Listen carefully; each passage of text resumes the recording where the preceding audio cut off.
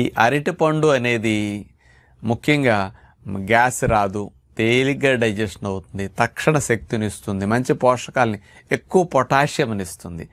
దీనివల్ల బీపీ లాంటివి తగ్గటానికి కూడా చాలా మంచిది అంటుంటారు. అందుకని రక్తనాళాలని రిలాక్స్ చేయటానికి బాగా ఉపయోగపడుతుంది అన్నమాట. అంటే మనకు ఈ అరటిపండు అనేది కాస్త గ్యాసు, కడుపులో మంటలు ఉన్నప్పుడు కూడా తింటే అందులో ఉండే తీపిదనం, అంటే మెత్తగా డైజెషన్, తేలిగ్గా డైజెషన్ అయ్యే గుణం వల్ల పొట్టకి ఇరిటేషన్ లేకుండా మంచి ఉపయోగాన్ని కలిగిస్తూ ఉంటుందన్నమాట. ఇలాంటి లాభాలిచ్చే అరటిపండుని మనం కష్టపడేవారము, ఎనర్జీ ఎక్కువ కావాలి, సన్నగా ఉండే బరువు పెరగాలి అనుకునేవారంతా వాళ్ళకి కావలసినట్టు 2, 3, 4 రోజు తిన్నా ఇబ్బంది లేదు.